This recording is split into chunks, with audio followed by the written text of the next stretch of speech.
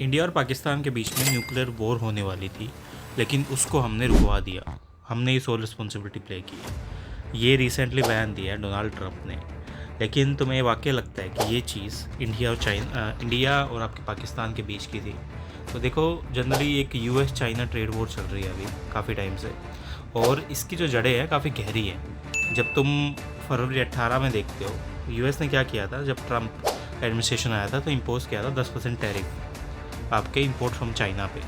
और इसी चीज़ में जो आपकी अनफेयर ट्रेड प्रैक्टिसेस थी, इंटेलेक्चुअल प्रॉपर्टी थेफ्ट राइट्स थे और लार्ज ट्रेड डेफिसिट थी, ये सारी चीज़ें बोली जाती थी।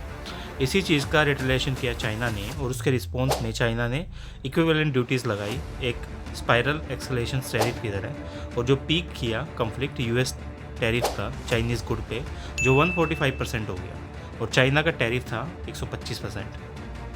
उसी तरह जो आपकी टेम्परेरी ट्रेड एग्रीमेंट प्रोविजंस था, वो क्या था, जो टैरिफ रिडक्शन था एज पर द एग्रीमेंट, उसमें नेगोशिएशंस के बाद जेनोवा में यूएस ने एग्री किया कि वो रिड्यूस करेगा टैरिफ 145 से 30%, और चाइना ने बोला वो 125% से 10% करेगा for a period of 90 days.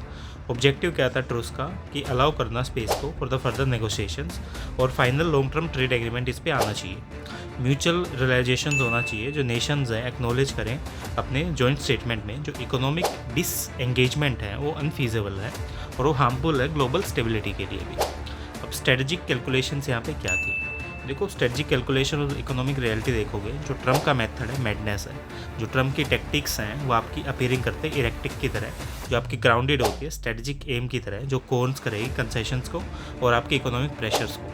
और शॉक टैक्टिक डिस एस्टेब्लिश करती है आपके मार्केट्स को, जिसके बेसिस पे आप चाइना को फोर्स कर सकते हो कि बहुत सारे नेगोशिएट करो और हमें एक कैलकुलेटेड ब्रिंकमैनशिप दो। यूएस का कॉन्स्टेंट क्या है? देखो, आपकी जो यूएस है स्ट्रक्चरली डिपेंडेंट होता है low cost import from China से, और जो ट्रेड डेफिसिट परसिस्ट है आपका प्राइस कॉम्पिटिटिवनेस के बेसिस पे, सप्लाई चेन इंटरडिपेंडेंस के बेसिस पे वो चीज़ें देखी जाती हैं। फाइनेंशियल मार्केट आपके रिएक्ट करते हैं नेगेटिवली जब आपका इन्फ्लेशन राइज होता है और इन्वेस्टमेंट आपके अनसर्टेन होती है। चाइना का डिलेमा क्या है? जो आप एक्सपोर्ट लेड ग्रोथ लेके आते हो ना, वो सेंट्रल है चाइना की इकोनॉमी का, और जो टैरिफ डिफरेंशियल्स है वो क्रिएट करते हैं एक विंडो आपके कॉम्पिटिटर्स के लिए, जो कैप्चर करते हैं मार्केट के शेयर को। चाइना अफोर्ड नहीं कर सकता long term exclusion from the US market, क्योंकि उसका क्या ट्रेड डिस्टर्ब हो जाएगा इससे पूरा। और इसी तरह आपकी जो मल्टीलेटरल ट्रेड सिस्टम्स हैं, WTO डायनामिक्स है, वैसे ही काम करती है।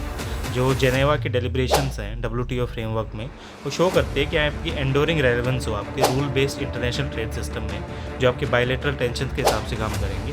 और उसी तरह आपकी जो ट्रेड वॉर है वो एक्सपोज करेगी limitations of WTO, specially deal करने में लार्ज स्केल इकोनॉमिक एग्रेशंस, जो आपके पावरफुल स्टेट्स के हिसाब से होता है। जो कंट्रीज़ आपकी साइड स्टेप्ड हैं WTO मैकेनिज्म्स हैं, वो ग्लोबल ट्रेड गवर्नेंस को काम करते हैं, और उसी हिसाब से चीज़ें यहाँ पे आती हैं। अब जो ग्लोबल इकोनॉमिक और स्ट्रेटजिक इम्प्लीमेशंस क्या हैं, देखो मार्केट की वोलेटिलिटी एक बहुत बड़ा इशू होता है। जो ट्रूस है टेम्परेरी रिलीज देता है ग्लोबल मार्केट्स को, लेकिन सस्टेन नहीं करता आपकी अनसर्टेनिटी को अबाउट द फ्यूचर डेवलपमेंट। इसी तरह सप्लाई चेन को रीगेन करना भी एक बहुत बड़ा इशू है, और जो ग्लोबल ट्रेड फ्लो है आपके शिफ्ट करना ट्रेड रूट्स का और इन्वेस्टमेंट फ्लो का, वो अफेक्ट करेगा डेवलपिंग इकोनॉमीज को, किस हिसाब से इसको ठीक किया जाए, कैसे यहाँ पे लेके आए। अब इंडिया की पोजीशन क्या है यहाँ पे? जो ट्रेड डाइवर्सिफिकेशन अपॉर्चुनिटीज़ हैं, जो एक्सपेक्टेशंस हैं इंडिया को, जैसे आपके टैरिफ हाइक से इंडियन को बेनिफिट मिल सकता है, चाइनीज़ गुड इंडिया में बन सकती है, तो अगर आप इनका एक्सपोर्ट बेसिकली यूएस में करना शुरू कर दो। रियलिटी चेक है, जो टैरिफ रिडक्शंस हैं इंसेंटिव है यूएस फर्म्स के लिए शिफ्ट करना sourcing from China to India weakens.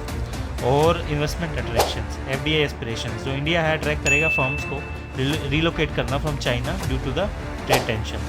और जो आपकी फाइनल यूएस चाइना एग्रीमेंट है वो डिस्कस करता है फर्म को एग्जिट करने के लिए चाइना से, और जो इंडिया है उसको बेनिफिट ले सकता है। अब बायलैटरल फिक्शंस क्या है यूएस में? इंडिया इटसेल्फ अपनी फेस कर रहा है यूएस टैरिफ्स को, स्टील पे एल्यूमिनियम पे आपने लगा दिया बहुत सारा। अब इस चीज़ को करोगे कैसे? इंडिया का रिस्पॉन्स है जनरली इस चीज़ को ठीक किया जाए, और आने वाले टाइम में ये एक अपॉर्चुनिटी बन सकती है इंडिया के लिए भी, किस हिसाब से उस चीज़ को ठीक करेंगे और कैसे आने वाले टाइम में एक अपॉर्चुनिटी आएगी है।